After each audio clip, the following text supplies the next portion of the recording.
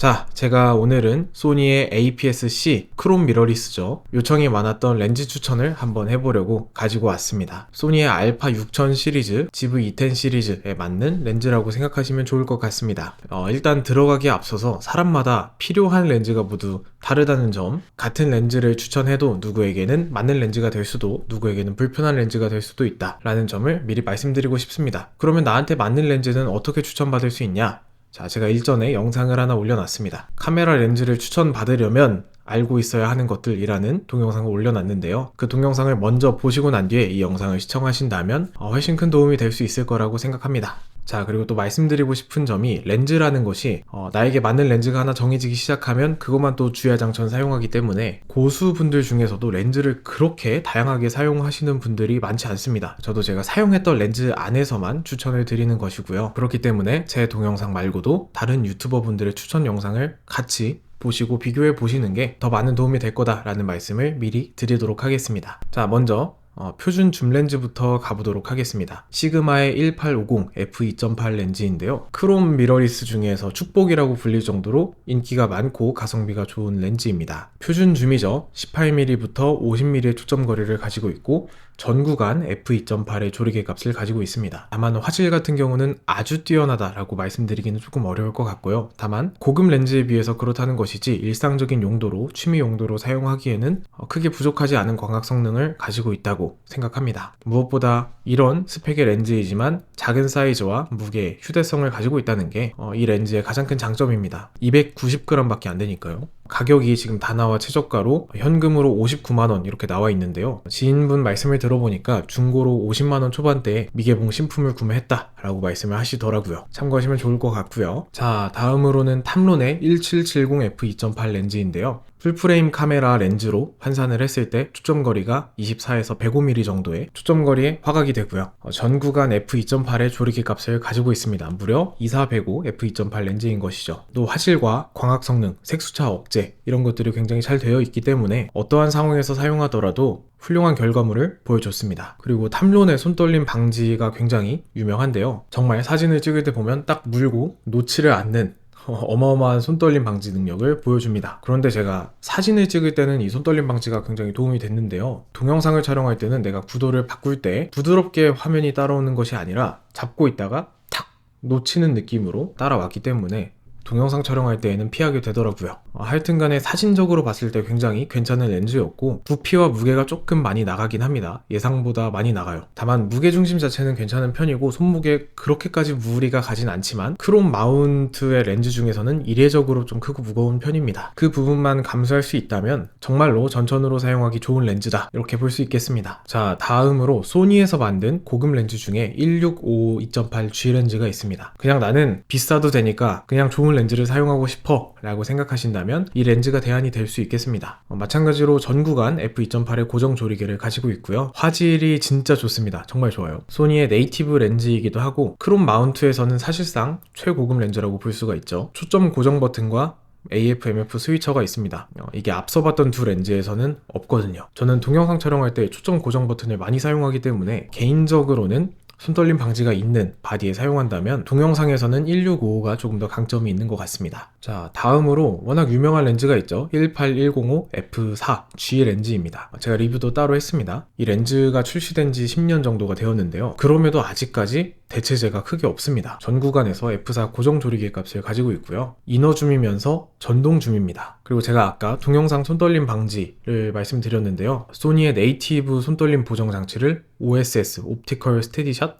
이라고 하는데 동영상 촬영할 때 굉장히 자연스러운 손떨림 보정을 보여줍니다. 그래서 동영상 촬영하시는 분들이 이 렌즈를 엄청 많이 사용하시죠. 다만 화질이 조금 부족하고 색수차가 많이 낀다는 점, 아무래도 오래된 렌즈이다 보니까 최신 G렌즈만큼의 광학 성능을 보여주지는 못합니다. 그리고 의외로 언급이 좀 안 되는 점인데 왜곡이 심한 편입니다. 특히나 인물을 촬영할 때 제가 이 렌즈를 사용하면 항상 제 얼굴이 왜 이렇게 넙대대하게 나오죠? 라는 말씀을 많이 듣습니다. 원래 카메라로 찍으면 그런 말씀을 많이 하시긴 하는데 이 렌즈는 특히 더 업데이트하게 나온다는 평가가 있더라고요. 제가 저를 찍어봐도 살짝 그런 느낌이 느껴지긴 합니다. 하지만 이런 단점을 가지고 있음에도 내가 이 마운트에서 동영상 촬영 입문을 하려고 한다라고 하면 빠지지 않고 추천 순위권에 들어가는 렌즈 중에 하나입니다. 다음으로 광각으로 좀 넘어가 볼게요. 광각에서는 1020 F4G 렌즈가 있습니다. 이 영상도 제가 따로 리뷰를 올려놨고요. 정말 작고 가볍습니다. 하지만 굉장히 좋은 화질을 가지고 있고요. 전 구간 F4의 조리개 값을 가지고 있습니다. 18105와 마찬가지로 파워줌과 이너줌 설계가 되어 있는데요. 광각에서 그게 크게 의미가 있냐라고 물어보신다면 없는 것보다야 괜찮다고 생각합니다. 방금 말씀드린 대로 최대 개방 F4에서부터 화질이 굉장히 좋고요. 이렇게 작은데도 초점 고정 버튼, 스위칭 버튼,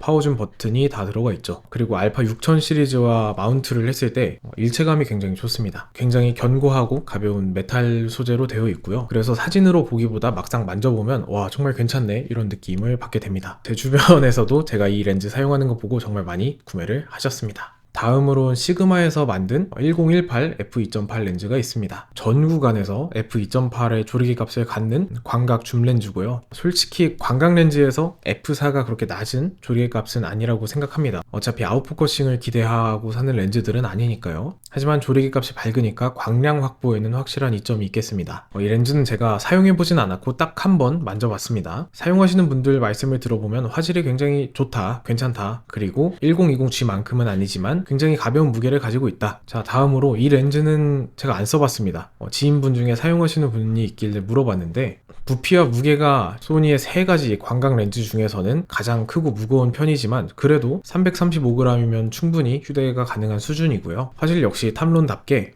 기본은 해준다고 합니다. 저는 안 써봤기 때문에 잘은 모르겠어요. 자, 다음으로 줌 렌즈로 넘어가 볼게요. 소니 네이티브 줌 렌즈에서는 70350 렌즈가 있습니다. F값이 4.5에서 6.3으로 가변 조리개고요. 풀프레임으로 환산했을 때 105에서 한 500mm 정도 되는 어마어마한 초점 거리죠. 손떨림 보정이 들어가 있고요. 우수한 화질과 광학 성능을 가지고 있습니다. 실제로 화질이 좋고 색수차 억제도 잘 돼 있는 편입니다. G렌즈답게 버튼도 다 넣어줬고요. 나는 크롬 미러리스에서 망원의 끝장을 보겠다 싶으시다면 70350 가성비가 굉장히 좋다고 생각을 합니다. 다만 저 같은 경우는 망원 렌즈는 풀프레임용 망원 렌즈를 많이 사용하는데요. 크롬 미러리스의 풀프레임 렌즈를 사용하면 조금 화각적 손해가 있는 것이 아니냐 라고 물어볼 수도 있는데 맞는 말씀입니다. 하지만 오히려 망원에서는 크롭 폼팩터가 조금 더 이점을 가져갈 수 있습니다. 실제로 크롬 미러리스의 풀프레임용 망원 줌 렌즈를 사용하시는 분들도 굉장히 많이 계시고요. 풀프레임 렌즈 중에 고급 망원 렌즈들이 많이 있기 때문에 저 같은 경우도 그냥 70200GM이라든지 10400GM을 렌탈해서 사용하는 편입니다.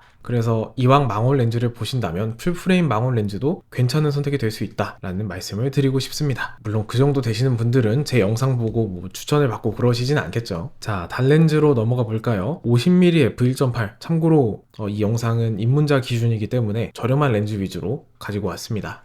이 렌즈는 소니에서 가장 저렴한 단렌즈입니다. 50mm의 f1.8 조리개 값이라면 아웃포커싱이 정말 잘 되고요. 화질 같은 경우도 좋다고 말하긴 어렵겠지만 사용하기에 문제되지 않는 적당한 화질을 가지고 있습니다. 손떨림 방지 역시 들어있고요. 하지만 아무래도 오래된 렌즈다 보니까 초점을 잡는 게 조금 느리고 소음도 발생합니다. 덜그락거리는 소리가 들리는데 이게 동영상 촬영할 때 마이크로 수음되는 경우가 종종 있습니다. 재질 같은 경우는 조금 저렴한 재질을 사용하는데 가격이 저렴하니까요. 그냥 난 저렴하게 단렌즈 하나 써보고 싶어, 단렌즈가 어떤 느낌인지, 낮은 조리개가 어떤 느낌인지 체험해보고 싶다 하시면 중고가로 10만원 중반대에도 구매할 수 있으니까 잠깐 사서 체험해보고 아니다 싶으면 다시 방출하고 해도 괜찮다고 생각합니다. 신품으로 사기엔 조금 아깝죠. 자, 다음으로 소니의 35mm f1.8 OSS 렌즈입니다. 이 렌즈 굉장히 괜찮아요. 개인적으로 첫 단렌즈로 50mm 1.8보다는 35mm 1.8에 조금 더 투자하시는 것도 괜찮다고 생각합니다. 50.8에 비해서 AF와 광학 성능이 괜찮고요. 35mm f1.8도 역시 아웃포커싱이 잘 됩니다. 손떨림 방지가 들어있고요. 가벼운 무게가 154g입니다. 작은 크기를 가지고 있습니다. 그리고 소니 미러리스와 일체감이 굉장히 좋습니다. 또 비슷한 화각에서 시그마의 30mm f1.4 단렌즈가 있는데요. 저렴한 가격에 f1.4의 조리개 값을 가진 렌즈고 화질 그리고 광학 성능도 굉장히 괜찮습니다. 다만 손떨림 방지가 없기 때문에 고민을 좀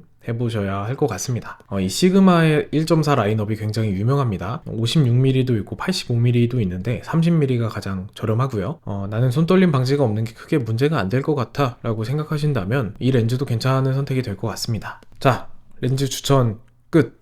사실 하고자 하면 훨씬 더 많이 할 수는 있는데요. 아무래도 렌즈를 추천받고 싶어 하시는 분들이 입문자분들이 많이 계시다 보니까 전체적으로 훑어보는 느낌으로 준비를 했습니다. 아무래도 적당한 렌즈 하나 찾아서 계속 사용하시다 보면 지식도 늘어날 거고 그만큼 식견이 늘어나서 다양한 렌즈들도 눈에 들어오실 겁니다. 아마 그 정도 된다면 본인에게 맞는 렌즈를 크게 무리 없이 찾아서 사용할 수 있을 것이니까요. 그러니까 오늘 제가 보여드린 이 렌즈들은 그냥 참고용으로 이 사람은 이 정도 렌즈를 입문용으로 추천하는구나 라고 생각하시면 좋을 것 같습니다. 렌즈 추천은 여기서 마무리하도록 하겠습니다. 감사합니다.